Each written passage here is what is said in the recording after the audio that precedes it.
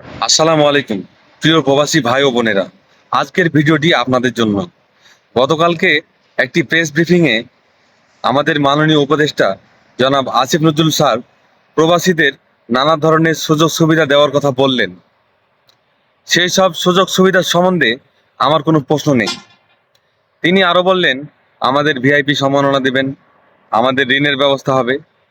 এখন প্রশ্ন হলো, আমরা ভিআইপি সম্মাননা নিয়ে কি করব যদি আমাদের পরিবারকে ভালো না রাখতে পারি?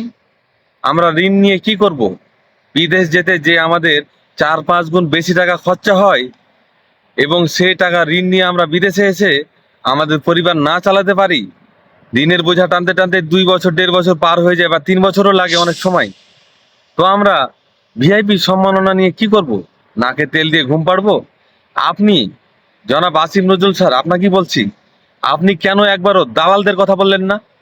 দালালদের কথা আপনার মুখ দিয়ে একবারও উচ্চারণ হলো না। সেই সব এজেন্সি যারা প্রতিনিয়ত আমাদের ঠকিয়ে আসছে, বাংলাদেশের মাটিতে বসেই আমাদের শোষণ করে আসছে, চিটিংবাজ করে আসছে আমাদের সাথে, নানা ধরনের প্রলোভন দেখিয়ে 4-5 গুণ বেশি টাকা নিয়ে বিদেশে প্রেরণ করে কাজ দেয় না, তাদের বিরুদ্ধে ব্যবস্থা নেওয়ার কথা কেন বললেন না? আপনি কি দালাল এবং সেই এজেন্সিদের কাছ থেকে টাকা খেয়ে এসে প্রেস ব্রিফিংয়ে বসেছেন?